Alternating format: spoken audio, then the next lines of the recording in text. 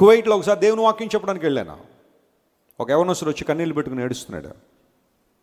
బాబు ఎందుకే ఏడుస్తున్నావు, చెప్పు, సంగతి ఏంటో చెప్పాను. అన్న, కువైట్ రావడానికి 7 లక్షలు అప్పు చేశానన్న. నేను 7 లక్షలు అప్పు చేశాను.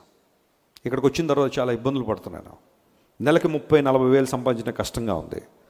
అందులో చాలా మట్టుకు మరలా నేను ఉండడానికి అకామిడేషన్ కావచ్చు, నా ఫుడ్ కావచ్చు, కొంత అయిపోతే కొంత మాత్రం ఇంటికి పంపిస్తున్నాను. బాగానే ఉంది పరిస్థితి అంతా. అలా ఉంటున్న ప్రక్రియలో యవన కాలంలో ఉన్నాడు, ఒక అక్రమమైన సంబంధంలో ఇరుక్కుపోయాడు. ఆ ఇరుక్కుపోవడం ఇంటికి డబ్బులు పంపించట్లేదు. ఆ డబ్బులన్నీ అట్టే ఖర్చు అయిపోతున్నాయి. అక్రమ సంబంధాలు మెయింటైన్ చేయాలంటే చిన్న విషయమా? డబ్బులు అన్నట్టు ఖర్చు అయిపోతున్నాయి. ఇంటి దగ్గర తల్లి తండ్రి నెల వచ్చేసరికి కనిపెడుతున్నారు, ఇక్కడ వడ్డీలు కట్టాలి. 1 నెల లేదు, 2 నెలలు లేదు. నాయనా ఇబ్బంది పడుతున్నారా, అప్పులోళ్ళు ఇంటికి వచ్చేసారా, మమ్మీ కంగారు పడకండి నేను పంపిస్తానుగా అన్నాడు. 2-3 నెలలు, 3 నెలల తర్వాత సిమ్ము మార్చేసాడు. తల్లిదండ్రులు ఇక్కడ విలువలు ఆడిపోతున్నారు. చేసిన అప్పంతా ఎవరు కట్టాలి? రెక్కాడితే కానీ డొక్కాడిన కుటుంబం అదే. తల్లి తండ్రి ఎండల్లో కష్టపడుతున్నారు, ఉన్న అప్పు తీర్చడానికి ప్రయత్నం చేస్తుంటే వాడు అక్కడ అక్రమ సంబంధాలు పెట్టుకుని భయంకరంగా జీవించడం ప్రారంభించాడు.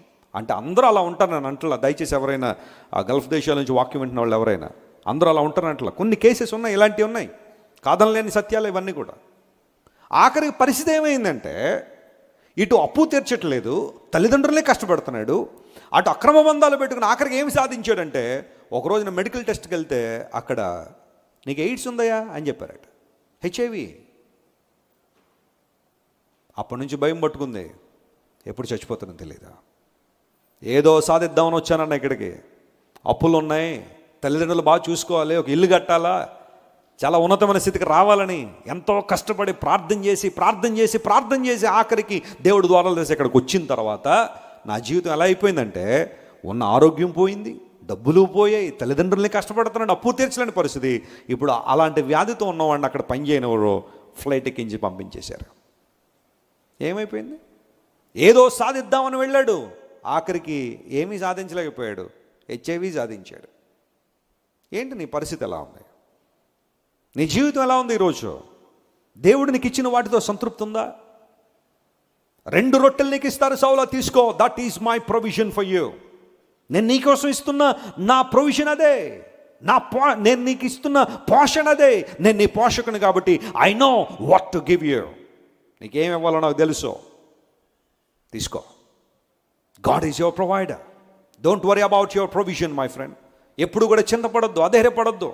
వాళ్ళ కాళ్ళు వీళ్ళ కాళ్ళు పట్టుకోవద్దు. ఎప్పుడు కూడా వెళ్ళి నాకు ఈ కష్టం ఉంది, నాకు ఇబ్బంది ఉందని చెప్పి వాళ్ళ పాదాల మీద వీళ్ళ పాదాల మీద పడి నీ భక్తి జీవితాన్ని రాజీ పెట్టుకోవద్దు. ఎప్పుడు కూడా పడితే యేసయ్య పాదాల మీద పడో, అక్కడే నీ సమస్యలు పరిష్కారం ఉంది. దేవుని నామమున స్తోత్రం కలుగునుగా. కారిస్తే యేసయ్య సన్నిధిలోనే కార్చు నీ కన్నీళ్ళలో.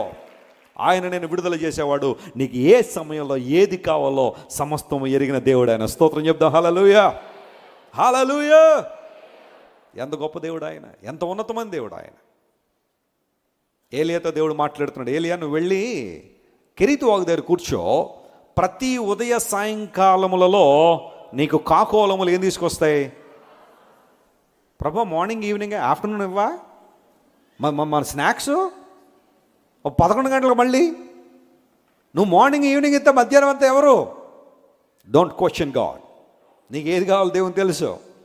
మార్నింగ్ అండ్ ఈవినింగ్ నేను నీకు ఇచ్చే ఆహారం నీకు సరిపోద్ది ఏలియా, నువ్వు తీసుకో, వాటిని కలిగి ఉండు. గాడ్స్ ప్రొవిజన్ ఎంత అద్భుతంగా ఉంటుందంటే when God decides, when you know how to obey to his word, ఆయన మాటకు నువ్వు లోబడే మనసు నేర్చుకోవాలని దేవుడు చూస్తాడు. ఒక్కసారి ప్రభువుకు నీ జీవితాన్ని కనెక్ట్ చేసానికి లోబడ్డం నేర్చుకుంటే ఒకానొక రోజున అదే ఏలియా రోజుకు 2 ఆహారాలు ఉంటేనే కానీ సర్వైవ్ కాలేను అనుకున్న ఏలియాని ఒక్క మీల్తో 40 రోజులు నడిపించాడు దేవుడు. గట్టిగా చప్పట్లు కొట్టి దేవుని మహిమపరిచి, that's the capacity of my God. But in order to know that capacity, you have to rely on God. ఆ గొప్ప అవకాశం నువ్వు అందిపుచ్చుకోవాలంటే ఇక్కడ నువ్వు సంతృప్తి కలిగి ఉండడం నేర్చుకోవాలి. నీ కుటుంబాన్ని బట్టి నీ సంతృప్తి ఉందా? నీ భర్తను బట్టి సంతృప్తి ఉందమ్మా? నీ భార్యను బట్టి సంతృప్తి కలిగి ఉన్నావా తమ్ముడు? నీ పిల్లల్ని బట్టి సంతృప్తి ఉందా? నీ ఉద్యోగాన్ని బట్టి సంతృప్తి ఉందా? Learn to be content first. అందును బట్టి సౌలా వాళ్ళ దగ్గర చాలా ఉంటాయి, మేకపిల్లలు ఉన్నాయి, ద్రాక్షారసపు తిత్తులు ఉన్నాయి, 3 రొట్టెలు ఉన్నాయి, కానీ నీకు ఏది కావాలో అదే ఇస్తారు. హల్లెలూయా.